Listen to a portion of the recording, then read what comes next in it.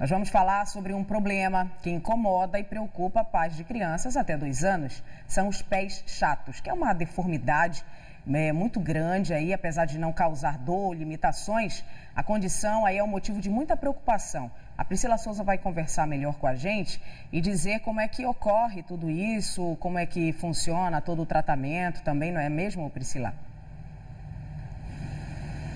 Isso, Thaís, a gente está falando aí da ausência dessa curvinha nos pés, né? A gente tem aí essa curvinha no pé que ajuda nessa questão do andar, do equilíbrio. Há um tempo também para que essa curvinha se desenvolva e algumas crianças acabam aí tendo, né, essa deformidade nos pés. A gente vai conversar melhor sobre o assunto com o Dr. Fábio Santana, que é especialista em pé e tornozelo. Está aqui com a gente hoje no Bom Dia Pará para explicar melhor para a gente. Obrigada, doutor, pela presença.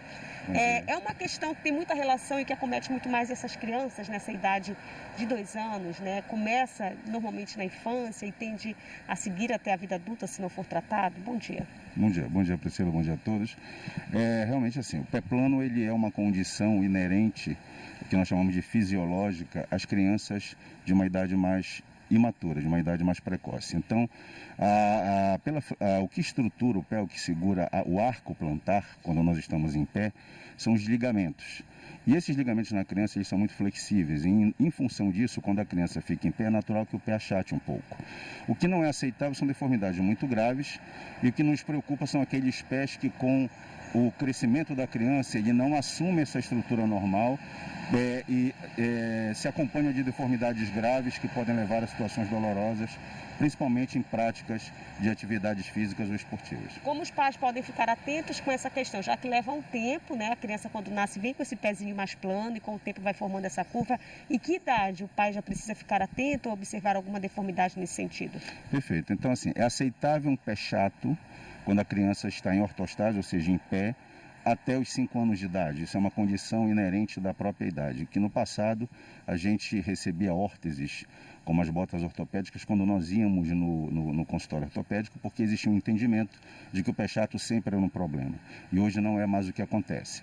A interpretação é que é uma condição fisiológica, mas é fisiológica até uma determinada idade. E a partir dos 5 anos é quando nós começamos a ter uma estruturação desse arco plantar pela maturação desses ligamentos.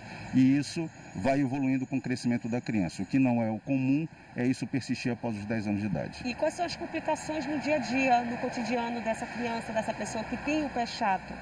Dor, que outras complicações ela acaba tendo que enfrentar? Existe assim, basicamente existem 2 tipos de pé chato. Pé chato flexível, que é esse que nós consideramos como pé chato fisiológico, e o pé chato rígido, que é um pé que geralmente está associado a condições de malformação óssea, malformação articular. Esses pés chatos rígidos, eles tendem a ser dolorosos, principalmente quando as crianças praticam atividade e geralmente aquela dor em volta do tornozelo, ali em volta do calcanhar que a criança refere, quando pratica atividade física. E isso acaba gerando uma limitação progressiva para a realização dessas atividades. O senhor citou a questão das botas, né, que havia um entendimento errado, de que desde sempre se não tinha curvinha tinha que colocar, não é bem esse o entendimento hoje, mas o que ajuda nesse processo de aliviar a dor? Que tratamentos são esses? Perfeito. Que são aplicados hoje para aliviar ou resolver a situação? Assim, eu acho que no nosso entendimento o ponto principal do tratamento é você identificar se aquele pé é um pé que precisa de tratamento ou não. Aqueles pés que precisam de tratamento, nós já temos que conversar com a família, porque quando são malformações ósseas, a criança, na primeira década de vida, ela vai precisar de cirurgia. Tá?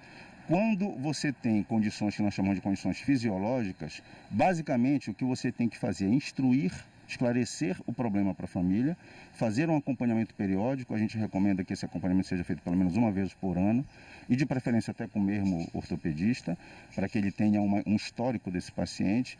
E quando a criança tem muito sintoma de dor em cansaço para a perna, as palmilhas, segundo a literatura, elas podem corroborar para a melhora desta dor.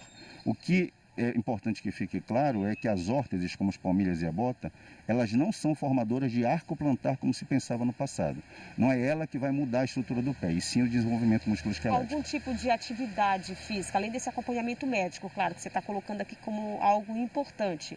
O andar descalço, algum tipo de prática física pode também colaborar para esse processo de formação ali da curvinha? Na verdade, Priscila, toda atividade física, por estimular a musculatura plantar, ela corrobora para o desenvolvimento musculoesquelético deste pé. Então, qualquer atividade física, existe um mito sobre a questão do andar descalço, mas isso não é uma realidade. Qualquer atividade física que você pratique, ela é uma estimuladora dessa musculatura que nós chamamos de musculatura intrínseca do pé, ou seja, musculatura plantar, e isso ajuda na sustentação muscular dessa estrutura que é o arco plantar. E na vida adulta isso vai trazer alguma complicação no andar? Atrapalha o equilíbrio ou a própria forma do andar da pessoa? As deformidades muito graves, e apesar de serem uma exceção, existem deformidades muito graves que evoluem para a vida adulta, elas sim vão alterar a biomecânica da marcha desse paciente e, consequentemente, vão alterar também o desenvolvimento postural desse paciente. Vão alterar também, de alguma forma, a postura, porque o pé é a base do corpo e, consequentemente, as deformidades graves do pé, elas acabam repercutindo proximalmente no sentido que nós chamamos de postural. Tá certo. Obrigada pela presença, pelas orientações, Thaís. Tá bom, Priscila. Obrigada. Até mais.